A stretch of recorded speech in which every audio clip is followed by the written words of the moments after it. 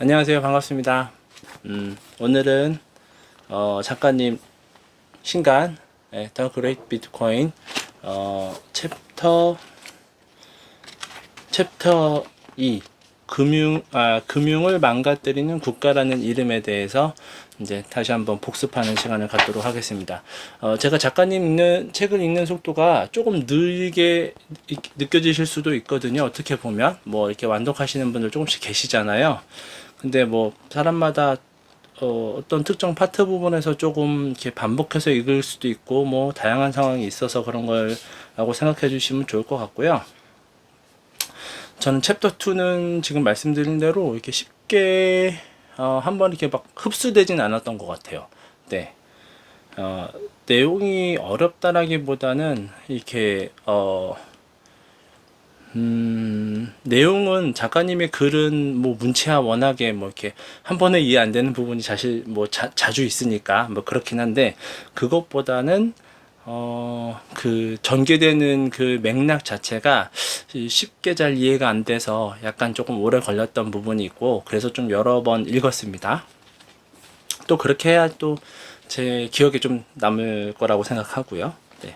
일단은 지난번 시간하고 똑같이 이제 작가님의 그 책 자체를 그대로 부분 다 읽는 방식으로 진행하면서 제가 이렇게 조금 짤막짤막하게 말씀드리는 식으로 진행을 좀 해드리도록 하겠습니다.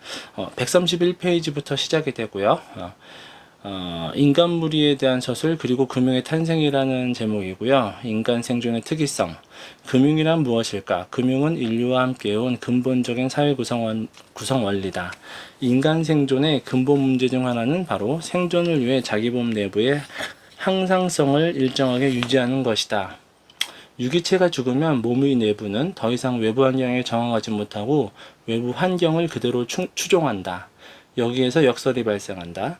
외부와 완전히 차단된 내부는 외부로부터 에너지원과 산소를 주입받지 못하고 노폐물을 외부로 빼내지 못해 썩는다. 고로 외부를 향해 열려 있어야 한다. 그러나 내부가 완전히 외부에 노출되어 외부 환경의 변화를 적절하게 차단하지 못하면 항상성을 유지하지 못하고 더 이상 유기체로서 살아남지 못한다. 이 적절한 균형이 필요하다는 얘기겠죠. 뭐 이 부분은 우리 모빅 생태계를 보면은 또 조금 느껴지는 부분이 있죠. 그 왜 방마다 이렇게 좀 그런 분위기라고 해야 될까요? 운영 원칙이라고 해야 될까요? 이런 것들이 좀 존재하잖아요. 특정 방 같은 경우에는 조금은 가급적이면 좀 폐쇄적인 걸 지향하면서 확실한 모비커들 외에는 이제 좀 퇴출하는 분위기도 있고, 또 어떤 방 같은 경우에는 비빔들이 들어오더라도 이렇게 인신공격이나 뭐 이런 뭐 분탕질이라든가 이런 게 아닌 이상에는 좀 허용하는, 그러면서 이제 좀 논박을 좀 자유롭게 하는 방들도 있고요. 네, 다양하게 있죠. 이거는 뭐 예를 들자면은 수다방도 1번, 2번에 좀 색이 좀 다른 부분도 좀 있고 뭐 그런 식으로 나눠지잖아요. 네, 이게 이제 적정하다는 부분이 사실은 주관적인 부분이라서 어떤 부분들에게는 이것도 불편하고 어떤 부분들에게는 또 이것도 안 불편하고 이럴 수 있죠. 근데 뭐 사회생활이라는 게 다 그런 거 아니겠습니까? 모두가 동시에 만족할 수는 없잖아요. 자, 134페이지. 가족으로부터 확장된 인간 문명의 여러 제도를 향상성 유지를 위한 장치로서 정의하자면 노부모에 대한 효보다는 자녀에 대한 내리사랑이 문명의 본질과 핵심에 더 가깝다고 할 수 있다. 다음 세대를 재생산하지 못하는 문명은 존재할 수조차 없지만 노년기가 짧은 문명은 얼마든지 가능하며 실제로 그렇지 않은 문명이 오히려 예외적이다. 뭐 맞는 말인 것 같습니다. 사실은 그래서 노인이 됐을 때가 제일 힘들 때죠. 어떻게 보면 그래서 이 비트모빅이나 우리 비트코인이나 이런 노인을 위한 돈이라고 작가님께서 말씀해 주신 부분이 이런 부분에서 이렇게 바로 생각이 납니다. 예. 우리가 자녀에게 폐를 끼치지 않고 오랫동안 무병장수를 한다는 게 쉽지는 않거든요. 사실 요즘 보면, 그죠? 하지만 뭐 작가님도 마찬가지고 다들 그렇잖아요. 저도 좀 그런 부분이 있고, 누구나 자기 부모를 이렇게 위해서 조금은 그래도 현재 제 자신의 삶을 조금씩 희생하잖아요. 이게 뭐 그 시간 선호의 차이도 있을 것이고 분명 그쵸? 네. 135페이지 자녀를 부양하는 것이 금융제도와 관련이 있는 개념이라는 것을 보여주는 흥미로운 사례가 있다 해서 바로 이제 미국의 쉐이커 교도들이 만든 사바스데이 레이크라는 그 단체가 있는데 이들이 특징은 독신주의를 중요한 교리로 삼았기 때문에 후손을 제출하지 못했습니다. 근데 이 사례는 후손에 대한 기대가 없을 경우 인간 무리는 신탁과 같은 근대적 금융 시스템을 만들어서라도 공동체를 유지하려 한다는 것을 보여준다. 이를 달리 해석하면 자녀에 대한 기대가 클수록 금융제도를 창출할 유인이 줄어들고 금융 형태의 투자도 줄어들 수 있다는 의미이기도 하다. 아무래도 그러겠죠. 네, 당연히 자녀가 있으면 그 자녀에게 뭔가를 좀 더 이렇게 내리사랑이라고 하잖아요. 아무래도 그런 기본적인 인간의 그 섭리가 그 본능도 있고 그러기 때문에 그 다른 것보다는 투자 같은 게 당연히 이제 줄어들겠죠. 그러면서 이제 시간 소모가 좀 길어지는 부분이 있겠죠. 그러니까 이제 자녀가 없는 경우에는 이거를 이제 유지하기 위해서 신탁이라는 거를 또 하는 거죠. 자, 138페이지에 노인을 배신하는 인플레이션. 생산에도 그 몫이 이전의 기여자들에게 가기 때문에 현재의 생산자들은 노동시간을 줄이려 하고 생산에 투입할 자원을 아낀다. 그래서 존 메이너드 케인스는 경기 침체보다는 연금 생활자들의 안락사를 선택해야 한다고 주장했다. 무력한 노인을 부양해야 한다는 사회적 약속이 사실은 노인을 위한 것이 아니라 문명의 지속을 위한 것이고 그 문명의 본질은 다음 세대를 재생산하는 것이지 과거의 기여자들을 우대하는 것이 아니라는 것을 이미 알고 있었다는 전제에서 케인스는 문명의 본질에 부합하는 주장을 한 셈이다. 문제는 인간 개개인은 독립된 개체로서 사고를 전개하므로 문명을 위해 복무한다는 거창한 명분보다는 자신의 안락과 생존을 우선순위에 놓는다는 것이다. 생산자 세대가 생산물을 다음 세대와 노인들에게 분배하고 나서 정작 자기 자신이 노인이 되었을 때는 인플레이션으로 인해 사실상 사회로부터 안락사를 당할 운명이라는 것을 기정사실로 인식하는 순간 이 생각은 재기적으로 당장 현실에 영향을 미치며 이는 문명의 지속이라는 관점에서 파괴 죽일 수밖에 없다.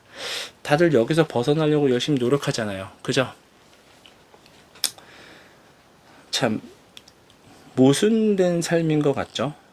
그 모순된 삶에서 벗어나려고 우리가 이렇게 노력하다가 모두 여기까지 오지 않았나 싶습니다.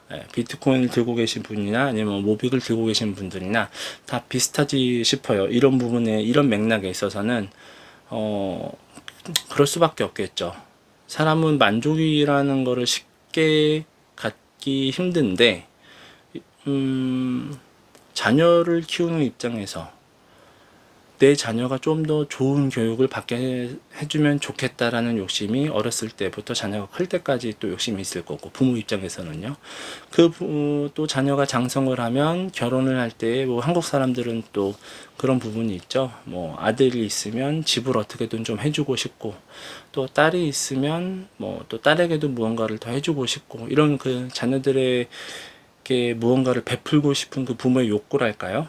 근데 막상 그런 내가 생산을 주로 해서 가족을 부양시킬 수 있는 능력이 됐을 때의 모습과 이제 어느 시점, 은퇴될 시점이 다가왔을 때 나의 그 초라해지는 모습을 경험을 해보면 아무래도 이제 또 다양한 생각이 들죠. 이 부분은 어느 가족이나 대부분, 그러니까 정말 그 부를 여유 있게 축적을 해서 가정을 부양하는데 아무런 문제가 없는 그런 이제 좀 특이한 경우를 제외하고는 대부분의 중산층을 포함해서 대부분의 가정이 느끼고 있는 부분이죠. 물론 뭐 하층민들 같은 경우에는 이런 생각 자체도 사치라고 할 수 있긴 하겠지만 그거는 이렇게 뭐 가난이라는 것은 뭐 이렇게 누군가가 도와줘서 해결되는 부분은 사실 아니잖아요. 뭐 정치인도 도와줄 수 있는 건 아니고 심지어 옛날 임금도 가난은 해결할 수 없다는 말이 있었을 정도로 그런 거 보면 그런 시간이 흐를수록 이렇게 그 증명 증명이라고 해야 될까요? 그러니까 이런 논제들이 있잖아요. 시간이 흘러도 변하지 않는 이런 논제들, 이런 부분에 대해서 사람들이 참 고민을 많이 하면서 여기까지 왔지 않나. 저를 포함해서. 네, 그렇죠. 그렇게 하면서 우리 비트모비과 비트코인 얼마나 중요한 자산인지, 예, 계속해서 느껴지시죠? 정말 노인을 위한 자산이에요. 지금 생각을 해보면 이 작가님을 제가 얼마 전에 말씀드렸잖아요. 제가 작가님을 뵌지라는 개념보다는 작가님을 알게 된 지 이제 만 2년 정도 이제 살짝 넘어가고 있는데, 그 짧은 시간 사이에 굉장히 많은 변화를 저는 이제 스스로 느꼈잖아요. 그러면서 이제 금이나 은 같은 그런 내재 가치를 중시하는 자산에도 잠시 빠졌다가 이렇게 또 돌아왔다기보다는 이제 거기서 이제 그 울타리를 깨고 나온 거죠. 우물한 개구리에서 이제 그 우물을 벗어 나온 거죠. 예. 레벨은 같은 개구리일지 모르지만 일단은 우물은 벗어났습니다. 예. 그 이상에 대한 판단은 제가 스스로 내리기엔 너무 부족하다 생각이 들어서, 예. 하여튼 뭐 축복의 시간이 다가오고 있다라는 것은 우리가 알고 있죠. 물론 모빅을 가지고도 이미 축복을 받으신 분들이 굉장히 많고, 모빅을 이제 막 알기 시작하신 분들에게는 비트코인이라는 달콤한 열매가 이제 또 올 수 있는 타이밍이 또 오고 있지 않나 요즘에. 그렇죠? 예. 뭐 그런 부분들, 그러니까 요즘에 진짜 복에 복을 받은 것 같아요. 모빅의 상승으로 인해서 굉장히 큰 복을 받았다고 또 생각을 하고 즐겁게 지내고 있었는데, 이게 던전으로 들어가고 나니까 비트코인이 오르네요. 즐거워요. 그죠? 예. 참 그런 거 보면 사람이라는 게 뭐 운도 분명히 필요한 거는 맞지만, 그 자기 자신이 내가 완벽하다라는 그런 착각에서 빠져나와서 내가 계속해서 무언가를 배워야 되는 사람이다 라고 인식을 스스로 하고 내 자신을 낮추고 사람이 좀 겸손해지고 겸허해지면서 지식을 탐하는 그런 습관을 갖고 있는 건 정말 좋은 것 같아요. 그러니까 저처럼 뭐 이렇게 책을 통해서 뭐 하실 수도 있는 거고, 아니면 뭐 사실 책을 본다라는 게 쉽지 않으니까 작가님 말씀을 계속해서 이제 반복 청취하고, 또 아니면 그 생태계에 이렇게 막 그 헌신하려고 노력하고 이렇게 하다 보면 자연스럽게 내 생활 패턴이 이렇게 바뀌게 되잖아요. 그러면서 우리가 이렇게 변화된 삶을 누린다는 게 사실은 뭐 운이고 축복인 건 맞지만, 어느 정도는 그래도 우리가 스스로 노력을 해서 여기까지 온 부분에 대해서도 다들 좀 이렇게 즐거워하시면 좋겠다. 예, 그런 때가 아닌가 싶습니다. 네, 뭐 이거 너무 이른 시간에 축배를 대는 거 아니냐라고 누군가 말씀해 줄 수 있겠지만, 뭐 사실은 저 같은 경우에는 모빅이나 비트코인을 금액적인 목표로서 어느 정도 이렇게 막 바라보고 이러지는 않아요.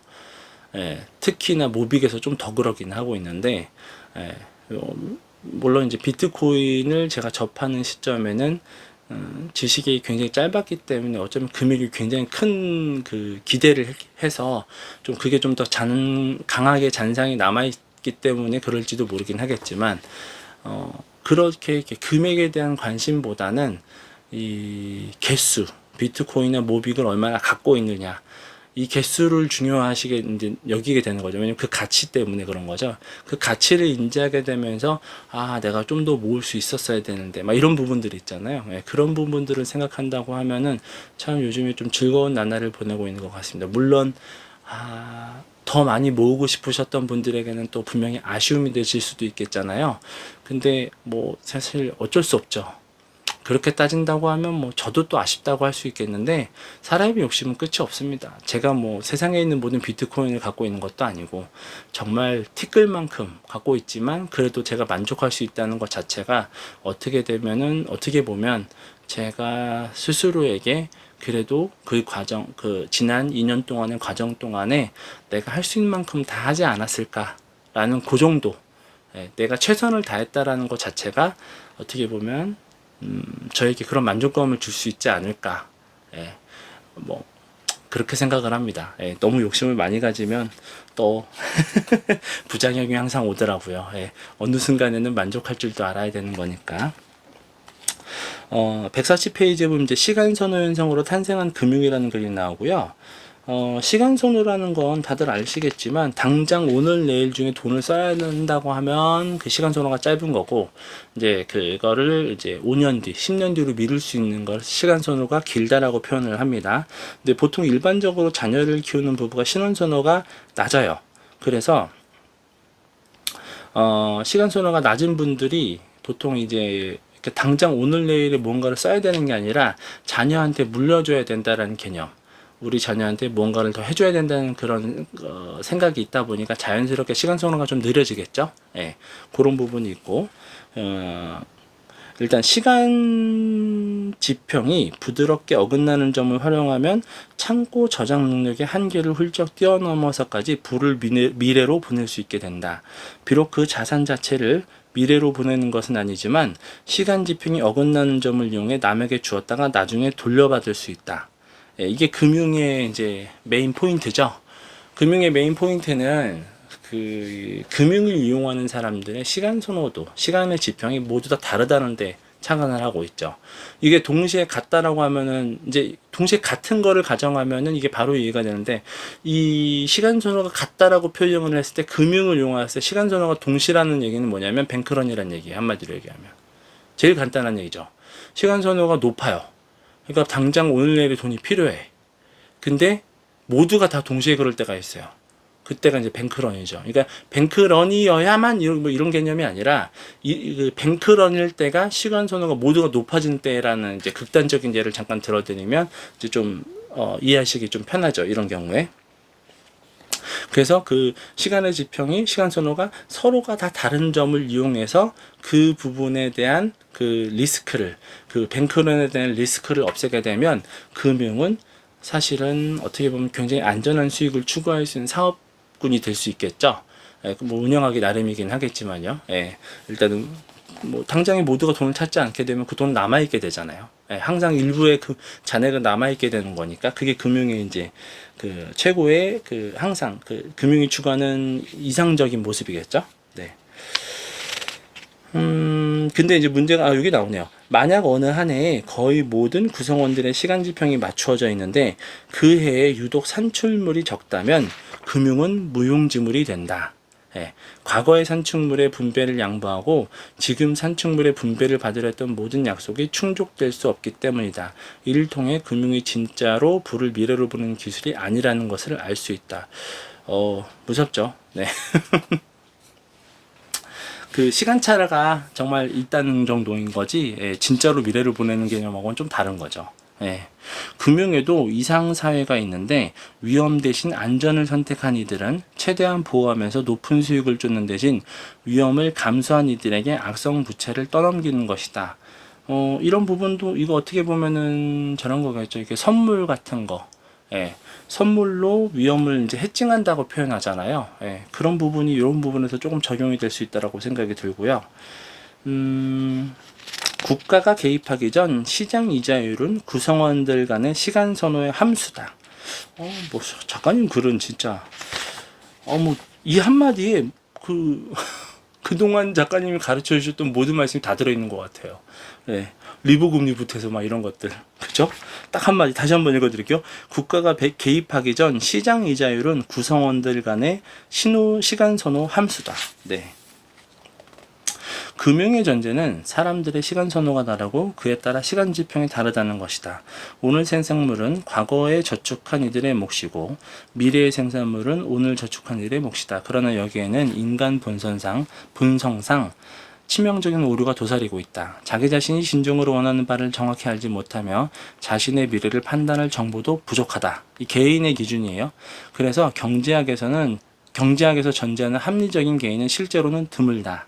인지적으로 허약한 사람들은 남의 생각을 모방하는 편을 선택하므로 인간은 무리는 서로가 서로의 생각을 모방하는 상호 첨조의 형태를 띈다. 이런 상호 첨조는 결국 자기 참조로 귀결된다. 자기 참조 형태의 인조유야말로 금융의 대전제를 뿌리부터 흔드는 인간의 습성이다. 구성원들의 시간에 대한 가치가 서로 달라야지만 서로의 생각을 복제하는 습성 때문에 기대나 공포가 구성원 대다수를 전염시킬 수 있다. 금융시장의 붐과 버스트는 정보를 자신의 여건에 맞춰 각자 해석해야 할 독립적인 인간이 아니라 페로몬에 맹목적으로 반응하여 집단 행동을 일삼는 개미무리처럼 행동하는 집단 의존적인 인간들이 만든다. 결국 금융은 국가 권력을 끌어들일 수밖에 없다. 즉 의존적인 인간들의 공포심을 해소해줄 공포심의 최종적 해결자가 필요하단 말이다. 이게 진짜 아까 말씀드렸던 그 뱅크런이죠. 뱅크런뿐만이 아니라 이 붐하고 버스트를 생각해 보면 그런 거 있잖아요. 뭐 우리 흔히 얘기한 우리가 볼 수 있는 부분, 비트코인이나 비트 모으기에서 볼 수 있죠. 막 남들이 살 때 막 더 따라 사고 싶어지는, 상승할 때 막 사고 싶어지는, 그죠? 하고 또 하락할 때 막 남들이 팔면 막 같이 이거 망할 건가? 막 같이 팔고 싶어지는 그런 거 뭐 모빅에서도 느끼시고 비트코인에서도 느끼셨죠? 비트코인 뭐 예를 들자면 막 작년에 막 루나 샀을 때 막 루나 사태 같은 거 났을 때 막 난리도 아니었잖아요. 그때 뭐 사실은 그걸 이제 역이용할 줄 아는 게 또 어떻게 보면은 사람의 능력인데 그 사람의 능력인 건데 그게 쉽지 않죠. 당시 생각이 나는데 정말 다행인 게 작가님한테 굉장히 비트코인에 대해서 아주 그러니까 작가님이 알려주신 부분에서 아주 인지를 열심히 하려고 노력을 했기 때문에 다행히도 작년에 루나 사태 같은 게 났을 때 비트코인 열심히 샀거든요. 주변 친구들한테도 얘기하고. 그때 당시 친구들이 진짜 말도 못 꺼내게 하더라고요. 진짜 친한 친구들인데, 막 자기네들이 하는 거 이런 거 해야지. 그런 거 위험하다. 막 이런 얘기 하는 경우도 있고, 차라리 그 정도면 양호한데 그게 아니라 지금 비트코인을 얘기하냐, 이 판국에 뭐 이런 표정 있잖아요. 루나스테 터지고 난 다음에 막 그런 표정의 친구들을 맨날 보는 친구들이거든요. 근데 그런 표정의 친구들이 진짜 아직도 기억에 납니다. 근데 지금 이 친구들하고 얘기를 나누면 벌써 비트코인 좀 더 사. 지금도 늦지 않아서 이런 식으로 그냥 흘러 지나가듯이 얘기하거든요.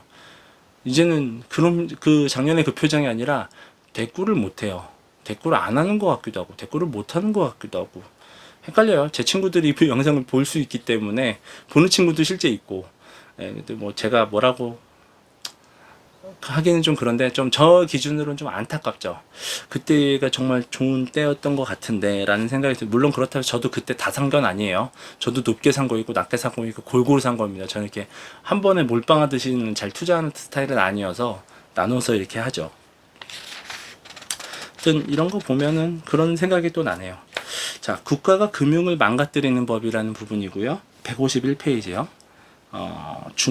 중앙 엘리트들의 자의적인 부의 분배라는 부분인데, 국가 권력을 끌어들이면서부터 금융은 본래의 역할, 즉 부의 공간적 재배치를 통해 미래로 자원을 분산하는 본래의 기능을 상실하기 시작한다. 왜 그럴까? 정부가 위기 시에 딱 한 번만 개입하는 것은 불가능하기 때문이다. 금융게임의 핵심은 현재와 미래 사이의 부의 분산을 저울질하는 것이다. 연준은 장기 채권을 찾으러 시중의 유동성을 공급하고 이자율을 낮춘다. 이럴 경우 미래보다는 현재의 경기 부양에 초점을 맞추는 셈이다. 반대로 연준이 채권을 판다면 채권 가격이 하락하고 반대로 시장 이율은 올라간다.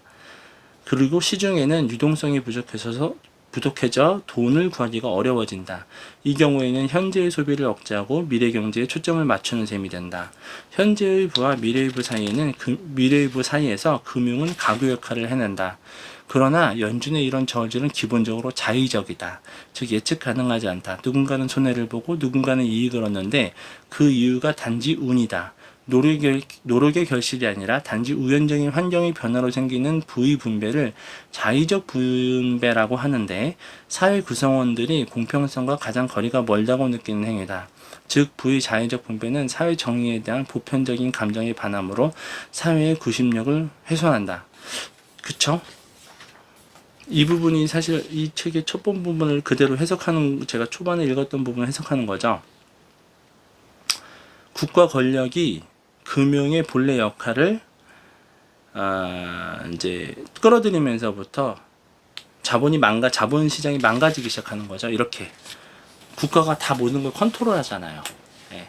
일시적으로 다 금리를 올리고 일시적으로 금리를 다 내리고 이러면 어떻게 되겠어요? 아까 말씀드렸던 금융이라는 거는 원래 시간 선호가 달라야지 제일 아름답게 유지가 되면서 뭐 부라는 게 이렇게 조금씩 이전되고, 예, 이렇게 개인에게 이로운 그런 시스템이 되는 건데, 국가에서는 이 뭐 경제 위기라든가 뭐 이런 뭐 경기의 호황 혹시 아니면 불황 이런 거로 인해서 이렇게 일시적으로 모두가 동시에 움직이게끔 만드는 거죠. 강제로 약간 그게 순기능만 있는 게 아니라 이런 역기능도 있는 거예요. 결국에는 이 국가라는 시스템이 이런 거를 더 크게 하면 할수록 사실은 이제 역기능이 굉장히 더 크게 부각되기 시작하겠죠.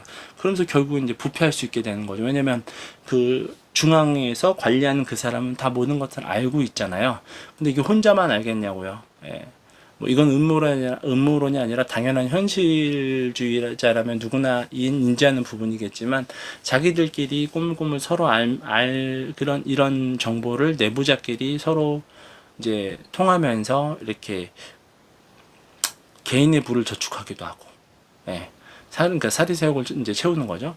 아니면 국가 시스템을 유지하기 위해서 이렇게 또 일부러 하기도 하겠죠. 근데 문제는 결국은 뭔가요? 결국엔 다 개인이, 예, 피해를 보게 돼 있는 거예요. 아무리 국가 시스템을 유지하는 거라 할지라도 뭐 예를 들어서 연금 사업자들을 연금 뭐 이렇게 그렇다는 건 일 예를 드는 건데, 뭐 가정화를 하자면 예를 들어서 국가에서 어떤 나라에서 이제 금리를 갑작스럽게 올려야 될 상황이 된 거예요. 그러니까 이제 경기가 너무 이제 화랑인 거죠. 그죠?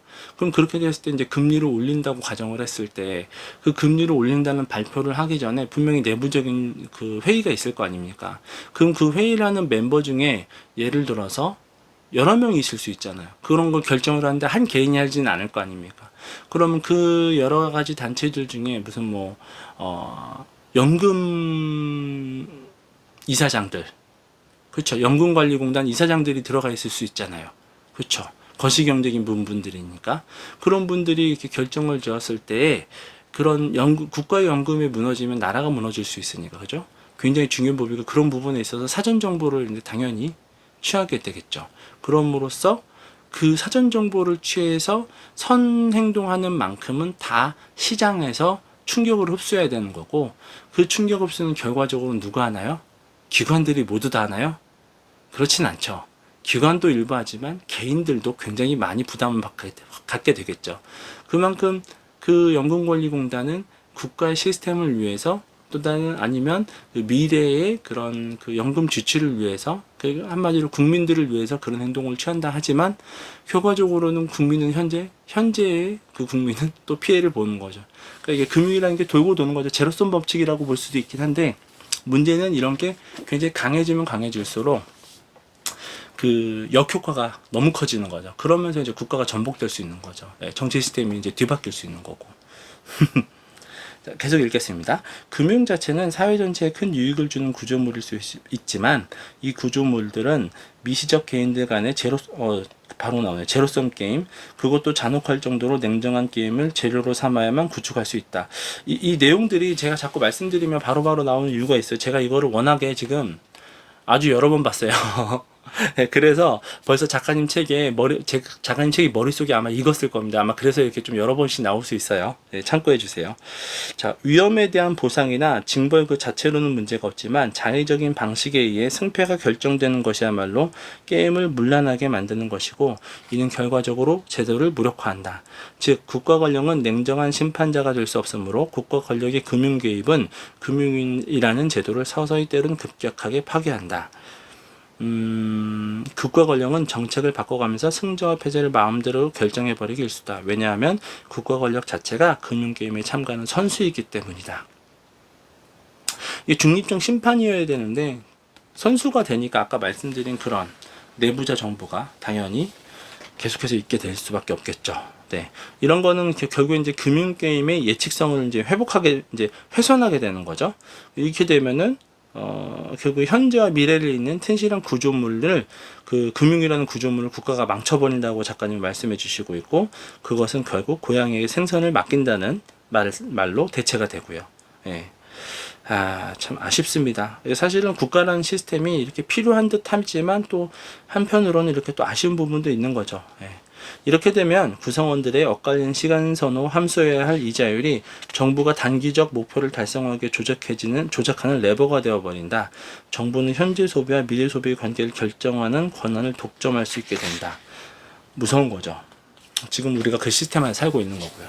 거기서 벗어나기 위한 장치는 우리는 이제 두 가지 뭐가 있는지 알고 있죠. 정부의 시간 지평은 대체로 지금이다. 정부는 낮은 이자율과 인플레이션을 높은 이자율과 디플레이션보다 선호하는 경향이 있다. 이거는 당연한 거겠죠. 일단은 이자율이 높아지면 국가가 갖고 있는 부채에 대한 이자율이 같이 따라 올라가잖아요. 지출이. 그리고 인플레이션도 마찬가지죠. 인플레이션이 조금씩 쌓여야 국가가 갖고 있는 부채가 조금씩 희석되죠. 그 가치가. 인플레이션이라는 게 뭐예요? 내가 들고 있는 이 현금 있죠. 이 현금의 가치가 계속해서 조금씩 깎아나가는 거거든요. 예. 이건 당연한 부분입니다. 근데 이 부분에 대해서 가끔 가다가 이해를 못 하시는 분들이 계시는데, 이거를 이해하지 못하시면 책 자체를 이해 못 하시니까 요거는 꼭 알고 계셔야 돼요. 정말 간단한 부분이에요. 경제라는 게임에서 다수는 대체로 승자보다는 실패자에 속하는 편이므로 정부는 결정적일 때마다 규칙을 바꿔가며 게임에서 실패한 이들에게 보상을 주려는 경향을 띈다. 정부는 결국 금화로 빚을 청산해야 했으므로, 옛날이에요. 금을 보유하고 있는 은행들을 구슬려야만 했고, 그 덕에 은행은 정부의 대항력을 가지고 있었다. 그러나 현대에 들어와서는 은행들이 정부에 완전히 종속되었다. 이런 종속은 은행 자산의 근거가 금이 아니라 정부가 찍어내는 종이돈이 된 것과 무관하지 않다. 정부에 종속됨으로써 은행도 얻는 게 있었다. 한마디로 얘기하면 이제 은행 면허죠. 이제 열쇠 없는 창고, 비트코인. 비트코인은 무덤은 아니지만 열쇠가 없는 창고라는 점에서 매우 독특한 시스템이다. 비트코인은 백도어가 없으면 열쇠도 없다. 열쇠 지기도 없고 엘리트도 없다. 이게 진짜 무서운 거죠. 이게 비트코인이 정말 무서운 부분이고, 이렇기 때문에 미국 정권 아니면 뭐 중국 정권 이런 곳들에서 이제 거의 쉽게 터치를 못하는 거죠. 없애지도 못하고. 예. 사실은 우리 모비기 여기 부분에서 분명히 취약점이 지금 있죠. 왜냐하면 말씀드렸듯이 POW를 가능한 지금 POS인 상태이잖아요. 어쩔 수가 없이 이제 구성 자체가 이제 비트코인을 닮아가려고 하지만 그 이제 과도기에 있는 거죠. 그 과도기에서 누군가는 이제 큰 이득을 보고, 누군가는 이제 또 아쉬운 부분도 있어 하시고, 이미 매도하신 분들도 많이 계시잖아요. 예, 뭐 다양한 시간 선호의 차이가 이제 또 거기에서 이제 어떻게 보면 미래의 승패를 이제 가누고 있다라고 볼 수 있죠. 5년이라는 시간이 길까요, 짧을까요? 과연? 제 생각에는 앞으로 한 1, 2년간은 짧게 느껴지시고, 그 다음부터는 겁나게 길게 느껴지지 않으실까요, 모두들? 그 다음 비트코인 반감기 올 때까지 잠깐 동안 또 힘든 부분이 있을 겁니다. 그때 되면 아마 저한테 막 악플 다시는 분들 엄청 넘쳐나지 않을까. 미리 뭐 생각이 다 듭니다. 자, 비트코인은 국가가 망가질 때 금융 신뢰를 회복할 수 있다라는 파트가 있어요.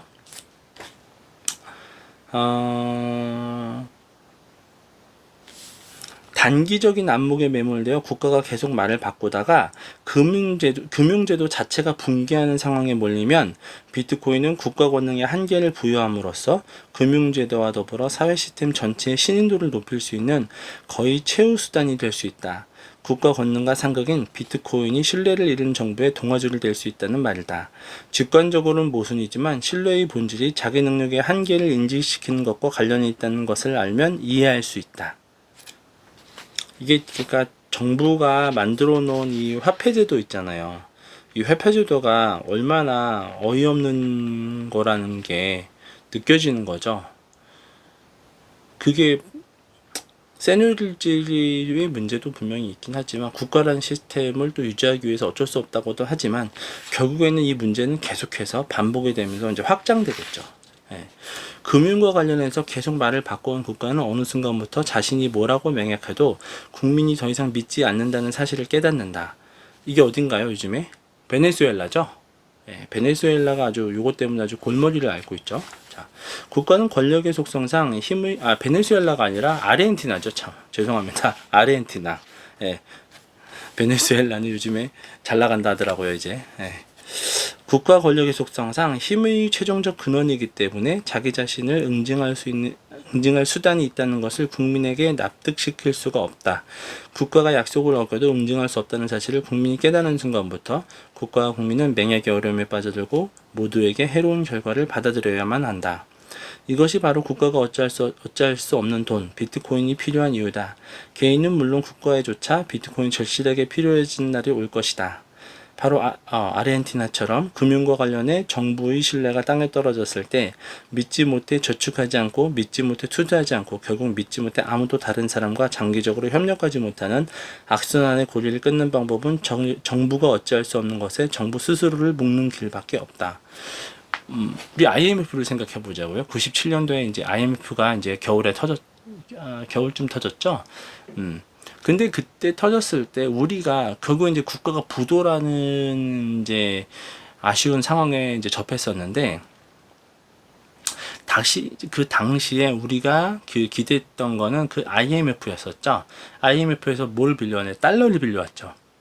달러를 빌려왔고, 우리나라는 당시에 금모으기 운동 같은 걸 하게 되면서 그 달러를 이제 갖기 위해서 노력을 했죠. 그래서 금을 헐값에 당시 처분했다라고 표현을 다들 하는데, 뭐 저는 그 부분은 옳지 않은 것 같아요. 그게 헐값에 처분했다는 기준이 아니라 그 당시에 금값에 맞춰서 처분을 한 거죠. 나중에 보니 금값이 올랐기 때문에 그게 당시에 헐값이었다라는 거를 이제 나중에 이제 논조한 거지. 그 당시에 금값에 맞게 이제 처분을 잘 했겠죠. 이런 걸 보면 그 당시에는 금하고 IMF에서 빌려온 달러.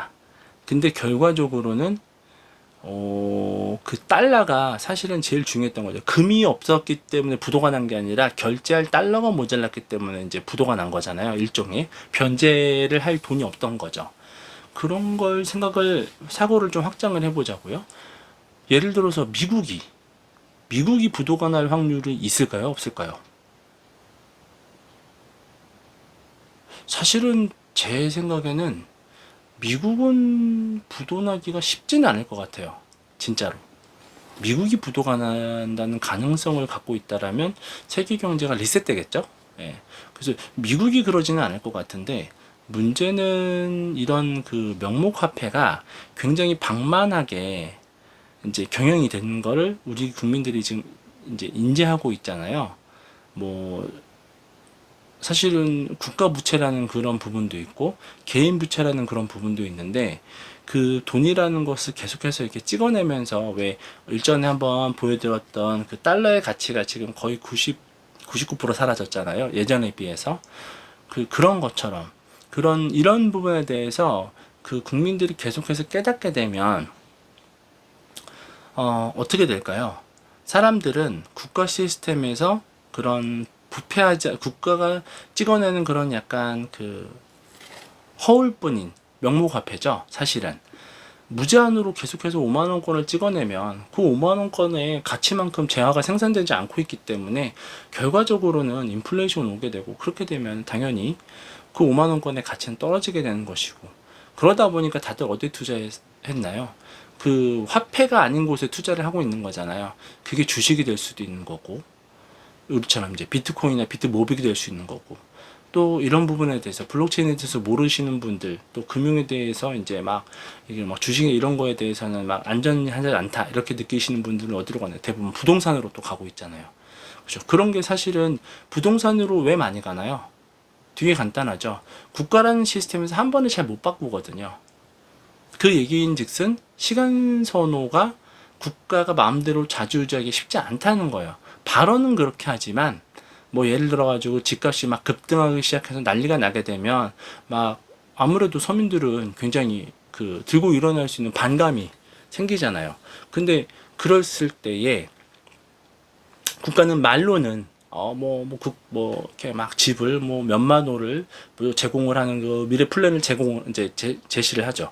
근데 그것도 한두 번 속지 몇 번 반복해봐 이제 안 속습니다. 그러면 안 속을 수밖에 없죠. 왜냐면 그런 게 갑자기 뭐 하늘에서 돈 찍어내듯이 국가에서 돈 찍어내듯이 장부 숫자 올리듯이 이렇게 되는 게 아니거든요. 그 보상 절차부터 해가지고 이런 다양한 절차를 그렇게 막 기본 10년 뭐 이렇게 잡아야 겨우겨우 하나씩 나오는 거거든요. 아니면 중간에 다 부지기수 무거품이 되죠. 이제 그 진행이 안 되는 거죠. 다 그런 부분들이 그 개인이 다 그 국가라는 시스템에서 그 조금씩 진실을 깨닫는다고 표현해야 될 수도 있는 부분이고, 아니면 내 자신의 그 방어를 위해서 뭐 예를 들어서 내가 올해 지금 은행에 현금 1억이 있단 말이에요. 그게 내년에 1억의 가치를 그대로 가지고 있을까? 후년에 1억의 가치를 그대로 가지고 있을까요? 이런 인플레이션에서 절대 그러지 않죠. 당장 작년, 그재작년, 그제재작년 생각해 보세요. 우리 물가가 얼마나 크게 오르고 있었는지. 예. 그런 부분이죠. 그런 부분에서 계속해서 그 국가라는 시스템이 방만하게 운영을 하게 되면 결과적으로는 국민들은 이걸 믿지 않게 되는 거죠. 이 화폐를 믿지 않게 되는 거예요. 이 화폐를 5만 원권 이런 뭐 화폐를 믿지 않게 되는 거예요. 그러면은 이제 최종 대부자가 뭐가 돼야 될까요? 과연 달러만이 최종 대부자가 될 수 있을까요? 그렇지는 않은 것 같아요. 달러도 분명 큰 역할을 할 텐데 제가 볼 때는 작가님의 말씀처럼 진짜로 비트코인 아니 비트모비 이제 비트모비는 그 위치까지 가려면 이제 좀 시간이 좀 필요하겠죠. 하지만 비트코인은 지금 당장도 이제 그런 자산으로 될 확률이 그런 확률이 아니라 그런 날이 멀지 않았다라고 지금 보고 있거든요.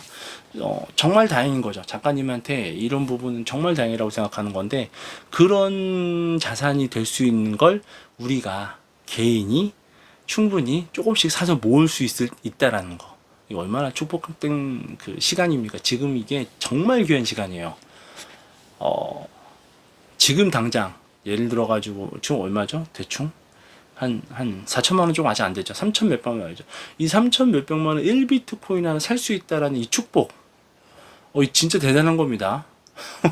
물론 뭐 이런 거를 그 내재 가치나 뭐 이렇게 내재 가치가 있는 화폐를 좋아하시는 분들이거나 아니면은 뭐 부동산을 사랑하시는 분들이 들으면 굉장히 허황되다고 느끼시겠죠. 근데 아시잖아요. 그런 분들이 많이 있을 때에 우리가 비트코인을 모을 수 있다는 것 자체가 정말 더 큰 축복이라는 겁니다. 이걸 그대로 풀어서 해석하면 비트모비에도 그대로 적용이 돼요. 네. 남들이 뭐든 다 비트모비 그렇게 욕을 하고 뭘 하고 하지만 사실은 그 사람들이 지금 그렇게 욕하시는 분들이 비트코인이 10만 원일 때 그 가치를 알아보신 분들일까요? 저는 그렇게 보지 않습니다. 네, 그렇게 보지 않아요. 그 사람이 만약에 비트코인이 10만 원일 때 그 가치를 알아봤던 사람이면 비트모빅을 그렇게 단순히 무시하기는 쉽지 않을 겁니다. 제가 경험해 보니까 그래요. 제가 경험해 보니까 그렇게 단순하게 막 이 시스템이 망가져 무너질 거야라고 이런 바보 같은 상상은 안 하게 됩니다. 이게 그냥 단순히 무너진다는 거는 비트코인도 무너질 수 있다라고 우리가 볼 수 있는 거예요. 물론 지금 단계에서는 그렇게 하는 게 해석하는 게 틀렸다라는 걸 저도 인지하고 있습니다. 왜냐면 아직은 완벽한 탈중앙 POW 상태가 아니니까. 근데 우리는 앞으로 5년 뒤에 어떤 모습을 향해서 비트모직이 가고 있는지를 예측하고 있잖아요.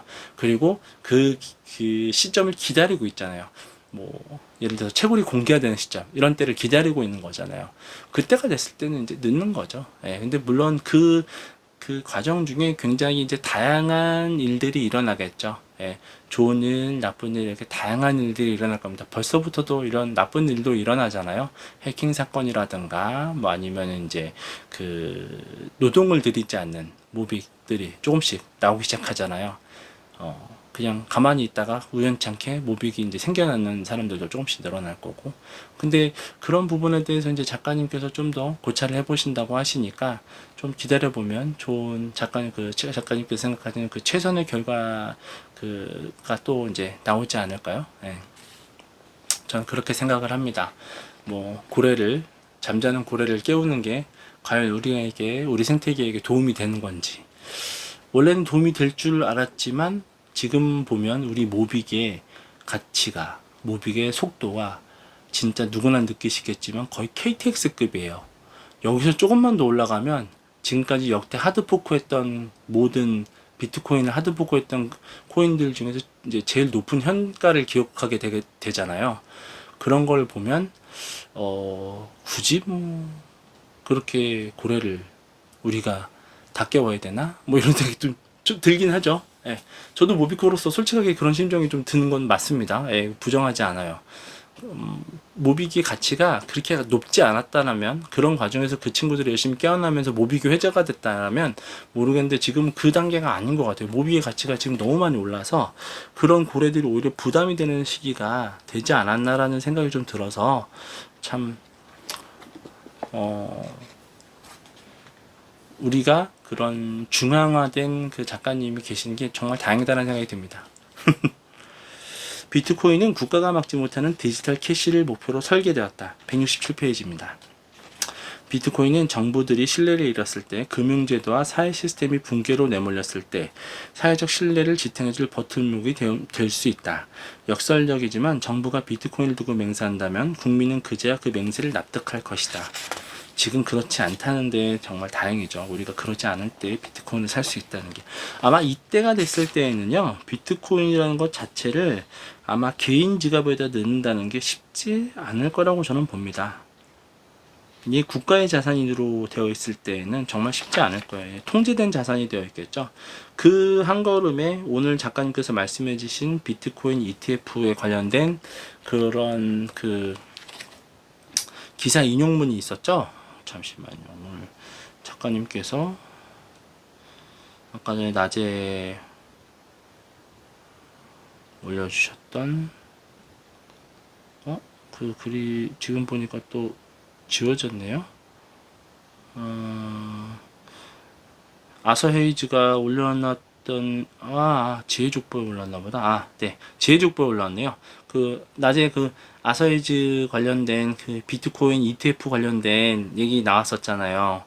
그게 사실은 어떻게 보면은 그 작가님 말씀하신 대로 그 정신이 삶을 이끌지 않고 삶이 정신을 이끄는 사람들에 이제 속하게 되니까 우리가 당장 내 비트코인의 가치가 오르는 거 막 이런데 막 정신 팔려 있지만, 사실은 훗날을 멀리 길게 본다면 그 비트코인이 중앙화된 그런 속성이 그런 기관이나 단체나 이런 데 많은 양이 묶이면 묶일수록 당연히 그 노드가 한쪽으로 몰리게 되게 되어 있으니까 아쉬운 부분도 분명히 늘어날 거라고 생각을 합니다. 그 중에 하나가 바로 이런 부분이겠죠. 그 비트코인이 국가가 인정하는 자산이 되었을 때에는 이제 쉽게 개인 지갑으로 다운로드 할 수 있고 옮길 수 있고 이런 부분이 좀 어려워지겠죠. 그 전에 우리가 준비를 다 해야 되지 않을까요? 이런 그 사고뿐만이, 그러니까 왜 그 FTX 사고 같은 그런 사고뿐만이 아니라 평상시에도 이런 부분을 본다면 우리는 준비를 하고 있는 게 맞다라고 생각을 합니다. 그 이자 얼마 주지도 않잖아요. 뭐 보니까 뭐 바이낸스는 뭐 거의 뭐 이자 커피값도 안 주는 것 같던데요, 진짜. 그죠? 뭐 몇 비트코인 있어도 커피값도 안 되는 것 같기도 하고. 또 그런 거 보면 굳이 거기다 놓을 이유가 없겠더라고요.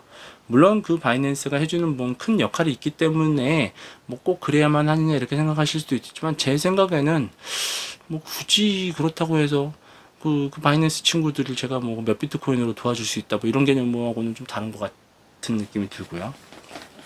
아무튼 추천드리는 거는 개인 지갑으로 다 빼시는 게 좋겠습니다.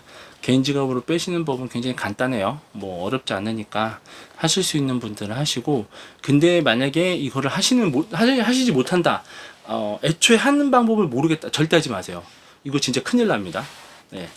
예를 들어서 모빅 자체를 자유롭게 자유자재로 움직이는 법을 이미 다 터득하시고 잘 하신다 그럼 비트코인도 충분히 금방 하실 수 있는데, 그게 아니라 모빅 자체 어플도 좀 서투르고 종이지갑 시스템도 조금 서툴르다, 막 잔액 보는 것 자체도 좀 쉽지 않고 막 이러신 분들은 가급적 옮기지 마세요. 차라리 그럴 바에는 바이낸스에도 두지 마시고 국내 거래소에 두세요. 그러신 분들은 시간 소모가 문제가 아니라 이런 게 그런 중화된 그런 자산이 된다 할지라도 제가 볼 때는 지금 당장은 아닐 거니까 좀 더 훈련이 되실 때까지는 안전하게 그냥 거래소에 있는 게 더 차라리 더 낫습니다. 조심하셔야 될 부분도 분명히 있어요. 로스트가 될 수 있거든요. 자, 173페이지. 자본 통제에 익숙한 국가는 비트코인처럼 자본 시장을 자유화하는 기폭제를 견딜 수 없다. 그렇다면 비트코인은 미국보다는 중국의 정책에 훨씬 더 방해가 된다. 비트코인을 막을 수는 없으므로 결국 비트코인이 존재하는 세상에 익숙해질 필요가 있다는 생각은 시간이 흐를수록 미국 금융 엘리트들의 상식이 될 것이다. 결국에는 비트코인을 먼저 받아들이는 나라가 훨씬 더 자유로울 수도 있는데 그것보다는 훨씬 더 압도적인 금융 힘을 갖지 않을까 싶습니다. 비트코인의 가치는 그 정도까지 우리가 봐야 되겠죠. 비트모빅은 당연히 이제 종속된 자산으로서 이제 당분간 계속 쫓아가겠죠. 그러면서 결국에는 작가님의 말씀처럼 이더리움이 그동안 꿈꿔왔던 시장을 비트모빅이 종국에는 할 수 있지 않을까, 그런 상상을 뭐 할 수 있지 않을까라는 게 아니라 벌써부터도 이미 시도를 하고 있으니까요. 그렇게 하면 결과적으로는 블록체인이라는 그 그룹 안에서 비트코인의 그런 시장도 비트모빅이 안 가지고 올 수는 없을 겁니다. 다 이렇게 다 중복되어 있거든요. 교집합처럼. 하긴 하지만 궁극적인 목표는 우린 일단 이더리움. 멋있습니다. 작가님께서 그동안 그렇게 몇 번이나 강조하셨던 부분인데 과연 어디까지 갈 수 있을지요. 네. 작가님 꿈은 참 크신 것 같습니다. 예. 우리가 참 할 게 많고 앞으로 기대도 많이 되고요. 예. 블록체인은 디지털 자산과 신원인증 이 두 가지가 디지털 세계의 국경을 넘어갈 수 있도록 해주는 동시에 중앙에 의해 추적되고 결국 배제될 우려를 하지 않아도 되는 기술적 돌파구다. 멋있습니다. 이런 말들이. 비트코인은 좋은 장부라서 주관성이 개입할 여지가 없지만 객관성을 입증해줄 특권층도 필요 없다. 실제로 비트코인을 까보면 장부밖에 없다. 여기서 한번 외쳐야죠. 작가님께서 하셨던 말씀. 화폐는 장부다. 끝. 멋있지 않습니까? 진짜. 감탄사가 연발해서 나옵니다. 비트코인은 인류가 기대로온 가장 객관적이며 가장 중립적인 장부다. 한마디 한마디가 진짜 황제도 비트코인 장부는 변경할 수 없다. 그래서 황제가 비트코인의 약속을 새긴다면 그 약속은 지울 수 없다. 그리고 그 약속이 자동으로 이행되는 프로그램을 구축한다면 황제는 그 약속을 번복할 수 없다. 이것이 바로 스마트 컨트랙트다. 스마트 컨트랙트란 자유주의자들이 꿈꿔온 완전한 계약 자유의 원칙을 실현하기 위한 상상적 프로젝트다. 즉 사법부나 금융기관의 도움 없이 계약이 완성되기 위해서는 최종성을 갖는 변제의 수단과 더불어 전제적 형태로 가치물을 통제할 수 있는 담보물이 필요하다. 스마트 컨트랙트는 자유주의자들 혹은 무정부주의자들의 이상이었다. 그들은 정부의 간섭이 개혁 자유의 원칙을 훼손하므로 근본적으로 개인의 자유를 위협한다고 믿는다. 왜냐하면 정부는 자신의 힘을 절제하지 못하므로 결국 모든 계약에 개입하려 할 것이기 때문입니다. 이게 진짜 비트코인이 결국에는 딱 나오네요. 그 다음 제목 190페이지. 비트코인이 바로 스마트 컨트랙의 열쇠다. 그러니까 스마트 컨트랙의 열쇠가 돼요. 비트코인은 국가가 제어하지 못하니까. 스마트 컨트랙트가 가능하려면 변제의 최종물로서 디지털 자산이 필요하다. 은행이나 법원의 도움을 받지 않아야 스마트 컨트랙트라고 할 수 있다. 그래서 스마트 컨트랙트가 가능하려면 법원이나 은행의 도움 없이 그 자체로 청산할 수 있는 가치물이 필요하다. 전제적이며 그 자체로 가치가 있어 변제의 최종물로 쓰일 수 있는 것이 바로 비트코인이다. 비트코인은 아무것도 보증하지 않는데도 가격을 가지고 있다. 그래서 변제의 최종성을 갖는다. 하울라 시스템이죠. 비트코인은 아무것도 보장하지 않는다. 그래서 가처분을 걸 만한 대상이 없다. 이게 진짜 무서운 거죠. 이 부분 때문에 국가에서 컨트롤을 못하는 겁니다. 어떤 가치물을 이렇게 대변해주는 역할을 비트코인이 하는 게 아니에요. 예를 들어가지고 뭐 금이나 은이나 아니면 부동산이나 아니면 채권이나 아니면 어떤 주식이나 이런 거를 대변하는 역할을 하는 게 아니라 비트코인 자체가 그냥 가치를 갖고 있어요. 그렇기 때문에 가처분이 안 됩니다. 가처분이 불가능해요. 비트코인 소유하고 있는 모든 사람은 무슨 근거로 가처분을 할 거예요. 그잖아요. 진짜 이거는 너무 진짜 대단한 것 같습니다. 비트코인 때문에 스마트 콘트랙트가 가능해졌지만 비트코인만으로는 온전한 스마트 콘트랙트 경계를 만들 수 없다. 이 부분은 이제 중앙화된 이제 주체가 스마트 컨트랙트에도 결국에 이제 좀 필요할 수 있다. 이런 부분이죠. 뭐 그럴 수밖에 없다라고 생각을 합니다. 하나도 없이 모든 게 다 될 수 있을 거라고 보지는 않아요. 아쉽지만. 근데 그 과정에 굉장히 이제 불협화음이 있겠죠. 물론 이상적인 그 상황을 위해서 가는 동안에 또 다양한, 왜냐면 뭐 이상적으로 스마트 컨트랙트를 모든 삶에 다 적용하려고 사람들이 노력은 하겠죠. 하지만 모든 부분이 다 스마트 컨트랙트로 되지는 않을 거라고 저는 생각을 해요. 하지만 부분 되는 것들을 위해서 계속해서 사회가 바뀌어 나가면서 다양한 잡음들이 일어나겠죠. 그러면서 조금씩 정립되겠죠. 그 과정에 우리가 있는 거고, 그 과정에서 우리가 비트코인을 알고 있다는 것 자체가 지금 축복의 시간이죠. 모빅에서도 똑같죠. 그러니까 모빅, 진짜 오늘 낮에 진짜 그 모빅에 대해서 잠깐 그 수다방, 1번 수다방에서 이제 0.1모의 가치에 대해서 잠깐 말씀을 드렸었는데, 그런 게 진짜 중요한 거예요. 뭐냐면 0.1모를 받아서 좀 아쉬워하시는 분이 계셨어요. 근데 전 그 아쉬움을 제가 다는 이해 못하지만 그래도 정말 이해는 돼요. 그분께서 모빅이 정말 많이 들어있을 거라고 이제 상상을 하셨던 거잖아요. 근데 그 분을 제가 막 이렇게 뭐라고 하고 싶은 게 아니라, 그런 많은 모빅을 기대했던 만큼 그 모빅의 가치가 본인에게 정말 소중하다고 느껴지신다면 지금 이 시간에 그분이 모빅을 알고 있다는 것 자체를 정말 축복이라고 생각을 하셔야 된다고 저는 생각을 합니다. 그러니까 그분이 이제 거기까지는 이제 진입을 못 하시는 건데, 모빅이라는 것은 얼마나 소중한 가치를 가지고 있느냐에 따라서 다 이게 시간 선호가 다 다르게 보여지실 건데, 그분 입장에서는 모빅 자체는 되게 중요한 거예요. 하지만 모빅을 많이 받고 싶은 생각은 굉장히 간절한데, 모빅을 내가 지금같이 사야 되겠다, 손실을 확정해야 되겠다라는 부분까지 아직 못 가신 거죠. 그러니까 단순히 모빅의 가격만 좀 중요하게 보실 수도 있는 거예요. 이런 경우에는 어쩌면, 물론 다 그렇다고 보진 않지만, 예.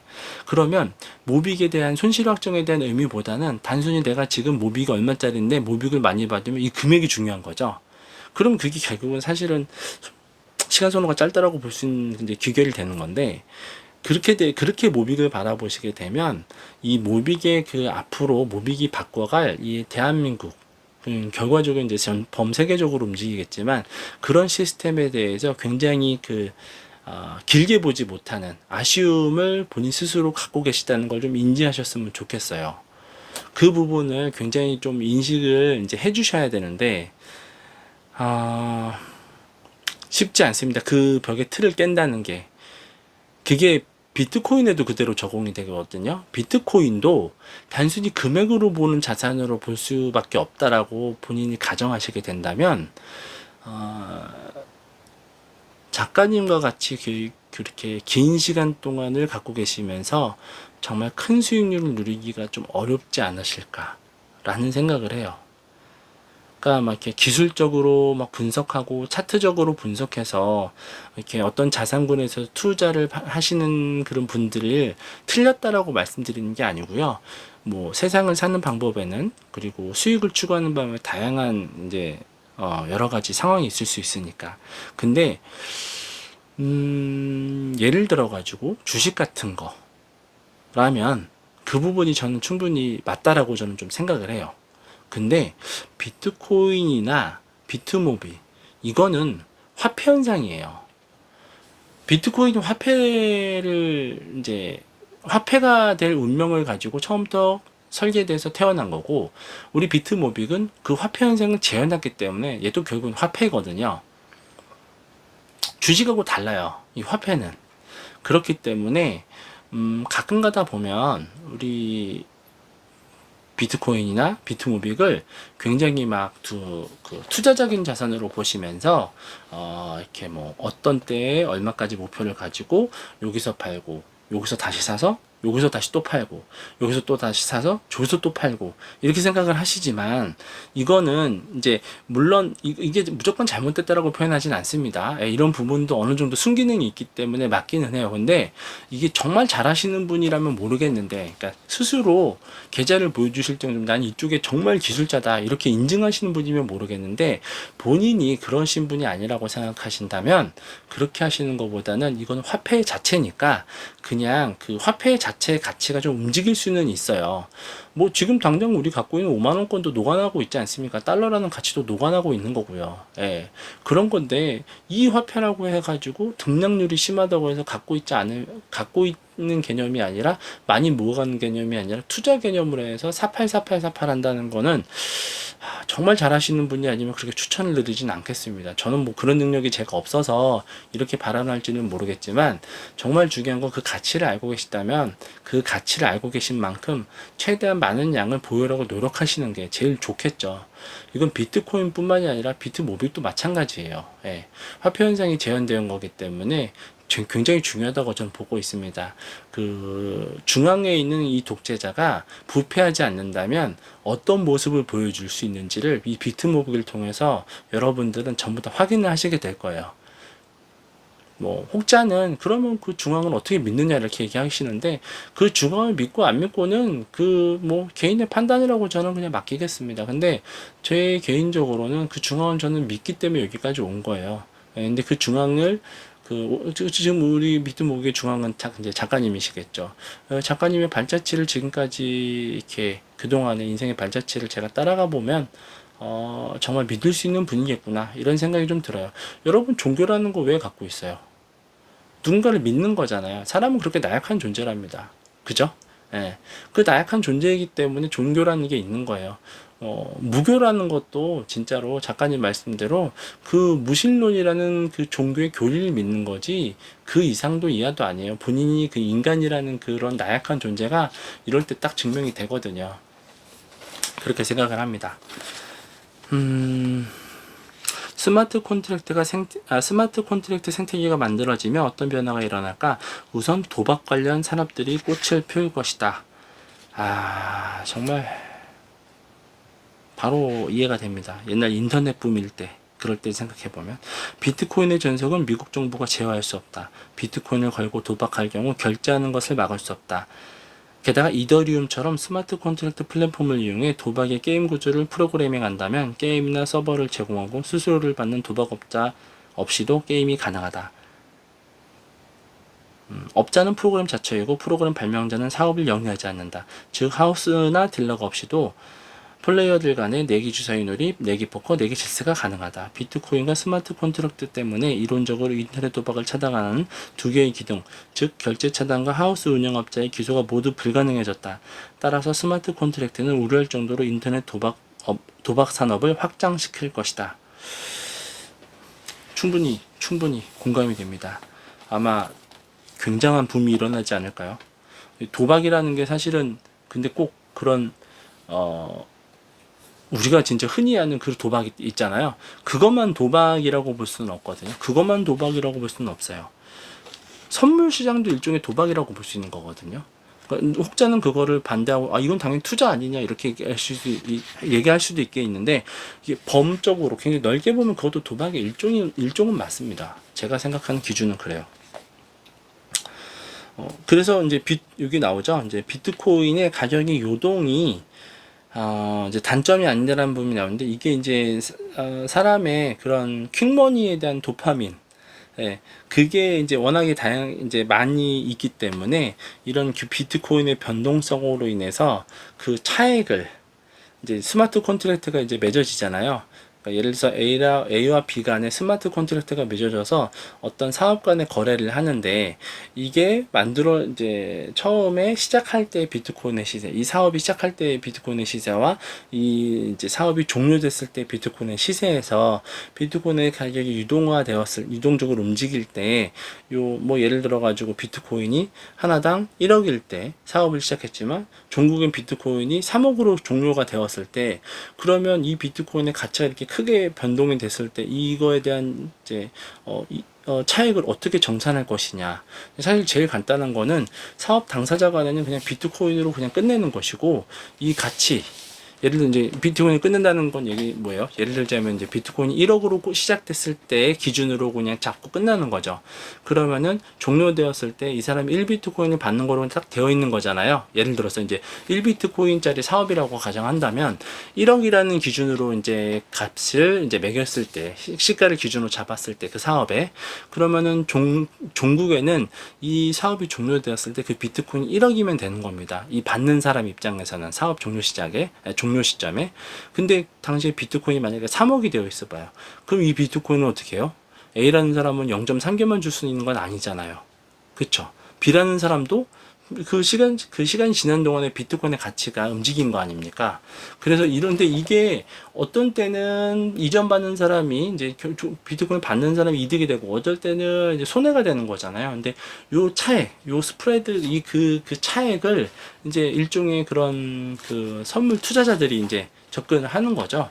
그러면서 이제 그 차액에 대해서 이제 베팅을 하는 거죠. 이런 것도 일종의 도박이에요. 이제 그런 부분이 오히려 이제 비트코인의 가치 변동에 있어서 또 새로운 시장을 또 만들 것이다. 이런 이제 그런 말씀을 또 작가님께서 해주시고 계세요. 스마트 컨트랙트는 프로그램된 조건이 충족되거나 미충족됨에 따라 디지털 자산을 이동시키는 컴퓨터 프로그램이다. 본질은 제3자의 개입을 배제하는 것이지만 실제 생활에서 사람들이 사용할 스마트 컨트랙트는 회사나 사법제도의 도움을 받는 모양으로 발전될 가능성이 크다. 스마트 컨트랙트의 본질은 제3자의 개입을 배제하는 것이다 보니 그 주창자들은 근본적인 생각에 매몰되곤 한다. 그러나 정부 회사의 개입을 완전히 배제하는 계획은 사회적으로도 용인할 수 없는 것일 가능성이 크다. 그런 게 이제 바로 대표적인 게 요인 사망 보험이다. 중요한 사람들이 이제 돌아가셨을 때라는 거죠. 뭐 아무래도 그러겠죠. 뭐 예를 들자면 이제 작가님 이제 우리 교육 받은 것 중에 뭐가 있나요? 파키스탄. 이런 탄자 들어간 나라들 중에 이제 제일 유리가 파키스탄이죠. 이제 파키스탄 한번 저도 요거 읽다가 갑자기 생각이 나서 파키스탄 한번 검색을 해봤거든요. 그랬더니 뭐 요즘에 뭐 파키스탄이 다시 막 중국을 막 이렇게 막 환영하는 듯한 그런 기사가 뜨더라고요. 그래가지고 이 또 이제 수박 겉핥기식으로 또 기사가 보이는구나 싶어가지고 이번에는 검색으로 바꿔가지고 파키스탄 반중 이렇게 딱 쳤어요. 파키스탄 반중 이런 식으로 딱 쳤더니 바로 딱 나오더라고요. 올 8월 달에도 굉장히 큰 이슈가 있었더라고요. 그 중국인 이제 그 과다르항에 그러니까 그 중국이 파키스탄 그러니까 이제 서진을 했었던 제일 큰 여러 가지 이유 중에 하나가 뭐냐면 그 안정적인 그 연료 석유의 운송처를 확보하려고 이제 중국이 여기 있으면 파키스탄 이쪽에 있을 때 이쪽이 호르무즈 이쪽이 가깝잖아요. 다 중동이 가깝잖아요. 그래서 이제 그 과다랑을 거쳐서 이제 파이프라인을 건설하는 그런 노력을 이제 조금 했잖아요. 그러면서 이제 1대1로를 진행하면서 이제 이 파키스탄을 이제 부채 늪에 빠뜨린 건데, 그러면서 이제 반중 정서가 굉장히 심해졌죠. 하지만 정부의 입장에서는 파키스탄 정부의 입장에서는 당연히 그 엘리트들이야 거기서 뭐 빼먹은 돈도 있을 거고, 아니면 또 차입한 돈 때문에 또 골치 아픈 것도 있을 거고, 다양한 그 경제적인 상황에 의해서 또 이제 친중적인 그런 또 움직임 볼 수도 있잖아요. 하지만 또 정치라는 게 또 양쪽으로 양립하게 되니까 이제 또 반중 정서를 갖고 있는 정치인도 또 나올 수 있는 거죠. 그런데 요번에 보니까는 그래서 파키스탄 반중 딱 치니까 뭐가 나오냐면 올 8월 달에 실제 있었던 일인데, 그 중국에서 온 그 사업 투자자들 있죠. 그런 일행들이 이제 좀 여러 명 왔었나 봐요. 그래가지고 이제 승합차 같은 걸로 이동을 했는데 실사격, 폭탄 테러가 일어났더라고요. 8월 달에. 올해 8월 달에요. 검색해 보시면 나와요. 그니까 진짜 얼마나 무서운 겁니까, 이게 진짜. 그 요인 사망보험이라는 게 여기서 딱 들으니까 파키스탄 어떻게 됐을까 이 생각이 딱 드는 거예요. 왜냐면 파키스탄에서 지금 친중 성향을 보이는 이 정치인이 만약에 살해가 돼가지고 반중을 성격을 띠고 있는 그런 정치인이 당선될 수도 있는 거지 않습니까? 그럼 그렇게 됐을 때 과연 중국의 그런 리스크들 아니면은 뭐 이런 부분들이 사업을 실제로 투자한 사람들 입장에서는 굉장히 큰 리스크가 되는 거죠. 그리고 이런 부분에 있어서 그 이 스마트 컨트랙트가 굉장히 좀 위험에 노출될 수 있는 거예요. 뭐 예를 들자면 뭐 이런 것뿐만이 아니라 작가님 말씀에도 있지만 요 책에도 또 있지만 뭐 누군가가 이제 사망하는데 베팅을 한다거나 이렇게 됐을 때 유명한 연예인이 사망한다는데 베팅을 한다거나 아니면 유명한 연예인이 뭐 무슨 뭐 마약을 한다는데 베팅을 한다거나 이렇게 됐을 때 실제로는 그 사람이 멀쩡한데도 그 사람이 죽을 수도 있게 되는 거고 누군가가 이득을 위해서 그렇게 움직일 수 있는 거죠. 아니면 누군가 이득을 위해서 그 사람을 마약에 대해 빠뜨릴 수도 있는 거죠.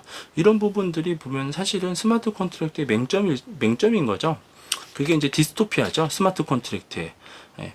그런 부분들이 사실은 그래서 결국에는 그 이더리움을 말하는 이제 오라클 시스템, 그러니까 이제 신뢰받는 제3자가 필요하다라는 부분으로 나오는 거죠. 근데 작가님께서는 그 부분을 이제 글로벌 기업으로 잡는 거죠. 왜냐하면 글로벌 기업은 그 자기네들의 그 이익 단위가 그 작은 하나에 의해서 이렇게 크게 흔들리지 않는다고 작가님은 보시는 거죠.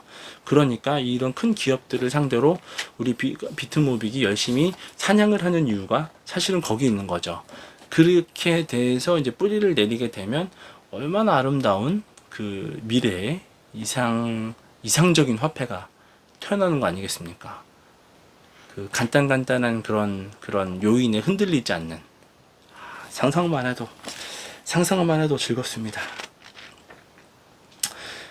그 결국에는 그 이제 마지막 부분에 이 스마트 그 컨트랙트라는 부분에 대해서 막 이더리움이 얘기하는 오라클 문제, 결국은 이제 신뢰받는 제3자 문제 이런 부분에 대해서 작가님이 그런 설명을 해주시고 계시고 있어서 우리 그 얼마나 비트무빅의 미래가 정말 밝은지 또한 비트코인의 미래가 밝은지 이런 부분들을 설명해 주세요. 한편으로 또 어두운 거는 이더리움의 미래에 대해서 작가님께서 굉장히 선을 딱 긋고 계세요. 왜냐면 실질적으로 딱 그 맥락은 이제 여기서 나오는 맥락은 정확히 딱 한 가지인데 뭐냐면 이더리움은 다양한 꿈을 제시했지만 실질적으로 현실에서 이루어지지 않고 있다. 예. 그거를 지금 작가님께서 비트모브를 통해서 하시려고 하는 거잖아요. 우리 비빔들은 그거를 조금 그런 부분도 조금 이해를 하면 좀 좋을 것 같은데 뭐 그분들까지 제가 다 설득할 수 있지는 않다고 생각을 하고요. 나 뭐 하여튼 그런 부분이 있다. 네, 그런 부분이 있다. 이렇게 생각해 주시면 좋을 것 같고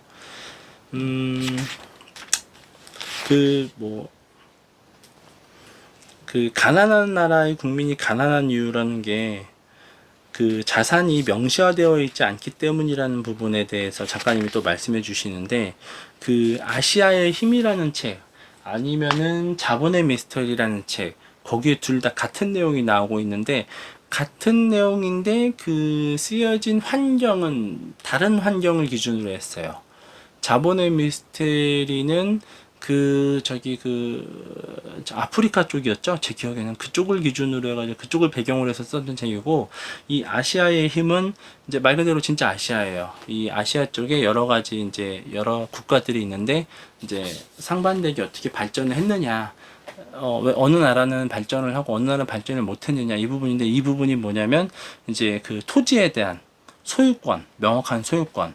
그 토지에 대한 소유권이 명확하게 이제 되어 있으면 이게 금융 자산이 되는 거죠. 소유권 자체가 금융 자산이 될 수 있는 거예요. 근데 이 소유권 자체가 금융 자산이 될 수 없다면 이게 금융을 일으킬 수 없는 거죠. 결과적으로 금융을 일으키지 못하면 이 토지 주인들은 그 토지에 그냥 묶이는 거예요, 발이. 이동을 못 하는 거죠. 왜냐하면 이동하는 순간 그 토지를 뺏기게 되니까. 하지만 이게 명시화가 되면 자본이 명시화가 됨으로써 이 토지가 거래가 가능하고 이 거래가 가능함으로써 그 금융이 일어나는 거죠. 그러면서 이 금융을 밑받침을 해서 산업 생태계가 꾸려지는 거죠. 뭐 간단하게 얘기하자면 누군가 땅을 팔 수 있는 거예요. 그럼 이 판 땅을 가지고 도심으로 이주를 할 수 있는 거고 거기서 또 다른 새로운 삶을 영위를 하면서 자기의 미래를 설계해 나가는 거죠. 이런 부분들이 자정작용을 해가지고 이렇게 크게 발전하였다. 이런 부분들이 사실은 아시아의 힘이거나 아니면은 자본의 미스터리의 내용이죠. 결국에는 이제 토지 권리의 명시화를 통해서 이제 이렇게까지 왔다. 예, 굉장히 큰 거죠. 그러면서 이제 소유권이 활발하게 되므로 코드적 합의를 통해 사회가 파레토 최적 상태에 도달한다. 잠깐 이렇게 말씀해 주시고 계세요. 코지압이란 거래 비용이 적고 소유권이 명확하고 당사자들이 자발적으로 거래할 수 있는 환경에서는 사회 효용을 최대화하는 쪽으로 거래가 이루어진다는 것이다. 자산 소유의 명시화는 소유권을 명확하게 하고 이를 거래하기 좋게 명시하기 때문에 코드의 전제들을 만족한다. 이건 뭐 당연한 거죠. 예, 이렇게 될 수밖에 없어요. 누가 자기의 자산을 뭐 깎아서 일부러 거래하려고 하겠습니까? 일반적으로 대부분 그렇지 않죠. 이 부분이 있다고 이제 생각을 해야 되고, 코지압에는 파레토 최적으로 가는 길이다 해서 이제 파레토는 다른 누군가의 후생을 감소시키지 않고서는 누구의 후생도 증가시킬 수 없는 상태. 그러니까 경제적으로 최고의 효율을 나타내고 있는 상태를 이제 파레토 최적인 상태라고 이제 해야 되는 거죠. 그래서 소유권이 최적의 상태로 이제 명시화되고 거래가 되는 것. 예, 그게 결과적으로는 그런 아시아의 용이 된 뭐 한국, 일본, 대만 요런 나라들이 그 과정을 거쳤기 때문에 여기까지 온 거고, 그 외 나머지 나라들은 예전에 잘 살았는데 지금도 예전 기준에는 그럭저럭 지금 잘 사는, 그러니까 뭐 예를 들어서 뭐 태국이나 이런 나라들 있죠. 옛날에 한국보다 잘 살았는데 지금 한국보다 한참 못 살잖아요. 근데 그런 나라들은 이런 과정이 없었기 때문에 이제 그렇게 참 나라가 발전하기 힘들었다. 그만큼 이제 그 자본의 그 명시화되는 시스템이 중요하다. 그리고 이게 돼야 이제 스마트 컨트랙트도 가능한 건데, 근데 이 부분에 대해서 이제 다음에 또 얘기가 나오죠. 이제 그 신뢰망을 이제 누가 갖느냐 이러면서 이제 그 자본에 대한 그 소유권 이런 부분을 이제 휴대폰을 통해서 많이들 접할 수 있다, 이런 내용이 이제 또 이제 흘러나가는 거죠. 그러면서 자연스럽게 삼성 얘기가 나오고 애플 얘기가 나오고 합니다.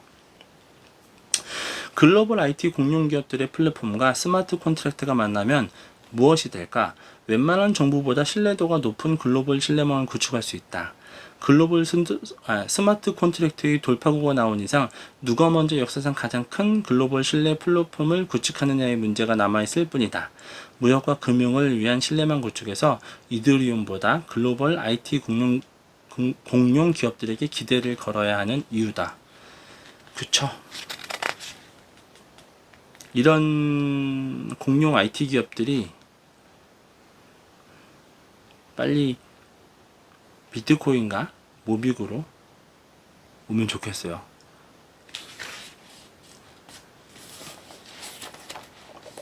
그런 참 꿈을 꾸게 됩니다. 이더리움으로도 사실 일부 많이 갔잖아요, 이미. 저는 갔다라고 생각을 해요. 많이들 정치적인 흐름이 그렇게 좀 움직인 것 같은데, 이게 더 늦기 전에 비트코인과 비트모빅 이렇게 움직여지는, 그러면 좋을 것 같은데 모르겠습니다. 잘 될 거죠. 잘 되겠죠. 한두 푼도 아니고 무료로 주겠다는데 다 되겠죠. 작가님의 꿈이 이루어질 거라고 저는 간절히, 저도 같이 소망을 하고 응원을 합니다.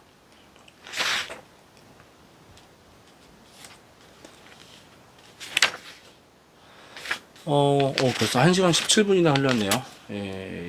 모바일 신원 인증 관련된 부분도 있고, 다양한 부분이 있는데, 이 부분은 영상이 너무 길어져서 앞에 부분이 저는 많이 중요하다 생각하고요. 메타버스 부분도 분명히 있는데, 메타버스 신원 인증의 조건이라는 부분에서 이제 뭐 소울원드 토큰 뭐 이런 것들부터 해가지고 그 월드 토큰? 뭐 세말트만이면 월드코인 프로젝트 뭐 이런 부분도 나오겠는데, 사실은 그런 부분들은 개인정보에 대해서 위조하는 기술에 따라서 굉장히 이제 나중에 또 맹점이 될 수 있다. 그런 이제 실패 단일점으로 분명히 어떤 부분이 또 이렇게 계속해서 나올 수 있다. 예를 들어 지문 같은 것들도 만들면 되잖아요. 그럼 이제 뭐 카피하면 되는 거고, 홍채도 지금 당장은 모르겠지만 미래의 어떤 기술에 의하면 또다시 그런 것도 또 해킹이 될 수 있는 시대가 올 수도 있는 거고, 그래서 이 부분은 끊이지 않는 것 같습니다. 그나마 이제 작가님께서 제시해 주셨던 부분 중에서는 이제 그 확률을 따지는 건데, 이 신원에 평상시에 지난 6개월간의 행적을 비교하는 거죠, AI가. 그러면서 이 사람이 이 사람과 동일한 사람이다라는 거를 이제 인증해 주는, 그 정도, 메타버스에서는 이제 그 정도 그리고 이제 나머지는 삼성과 애플에 대한 얘기인데, 이거는 참 답답한데, 삼성이 근데 사실은 또 그 현실에서의, 그러니까 우리가 바라는 모습과 현실에서의 기업이 취할 수 있는 그 스탠스라고 할까요? 그런 부분에서의 차이가 또 어쩔 수 없는 부분이기도 해요. 굉장히 그런 정치인들과 연계되어 있는 그 우리나라 기업들의 그 고충이라고 할까요? 하지만 그래도 조금씩 극복을 해나가야겠죠. 결국에는 기업은 살아남아야 되니까. 작가님 말씀해주신 부분은 그래서 이제 삼성이 단종이 이제 삼성페이를만을 가지고 해서 중개 서비스만 했었는데, 이제 그 모바일을 통해서 신원 인증을 하고, 그럼 신원 인증을 하게 되면, 모바일을 통해서 신원 인증을 하게 되면 사람들이 이 모바일 자체를 가지고 자신의 그 가치물을 저장하는 수단으로 쓸 수가 있고, 그렇게 되면서 이제 뭐 예를 들어서 삼성 같은 경우에는 뭐 라이트닝 네트워크를 자기들이 직접 제공할 수도 있는 거겠죠. 그 안에서. 왜냐면 결제망 자체를 이제는 중개만 해주는 개념으로 가는 게 아니니까. 그렇게 되면 그 예치금 같은 것들, 그런 부분들이 쌓이게 되면서 결국에는 이제 금융기업으로 이제 거듭날 수 있다라는 굉장히 큰 그림을 제시해주고 계십니다. 우리 삼성 관계자분께서 제 영상을 듣지는 않겠지만 이 책을 좀 보시면서 미래의 그런 대기업이, 그러니까 미래의 금융이라는 게 어떻게 바뀔 것인지, 단지 지금처럼 금융업의 그 허가증만 갖고 있는 사람들이 하는 시대는 이제 좀 지나가고 있다라는, 이 흐름이 바뀌고 있다라는 것. 다시 어차피 예전에도 금융이라는 거는 국가에 존속된 그 레벨이 아니었잖아요. 옛날 금 자체를 그 은행 시스템에서 그러니까 지금처럼 명목화폐를 자산으로 갖고 있는 게 아니라 실물금 자체를 자산으로 갖고 있었을 때에는 그 국가에 대항하는 은행이었잖아요.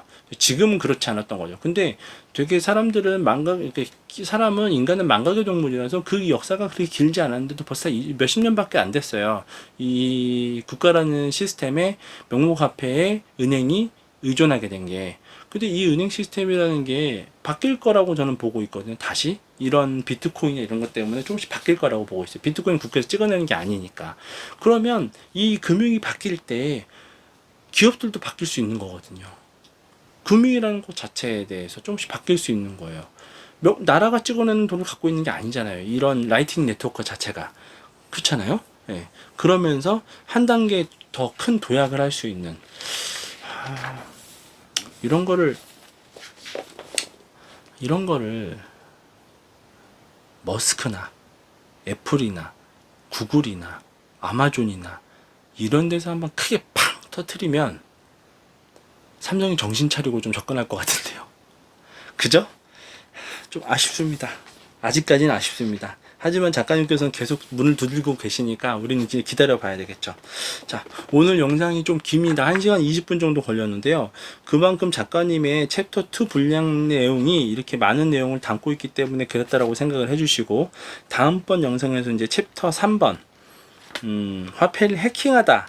이 부분은 이제 다들 예상하고 계시겠지만, 이제 우리 모빅에 대한 부분이 이제 들어가 있죠.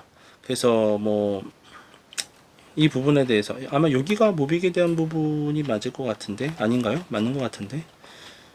네, 아무튼 그렇게 해서 또 이 부분을 다음 시간에 또 해제하도록 하겠습니다. 당분간은 작가님 영상을 이렇게 같이 해제가 하는 게 아니고, 죄송합니다. 작가님 책을 제가 해제하는 재주는 없고요. 작가님 책을 복습하는 시간을 계속해서 당분간 갖도록 하겠습니다. 오늘 영상도 시청해 주셔서 감사하고요. 이렇게 작가님 책을 일부러 많이 읽었어요. 계속해서 반복 청취하시면서 마음속에 담으시면 책을 읽지 못하시는 분들에게도 도움이 되실 것 같아서요. 네, 감사합니다.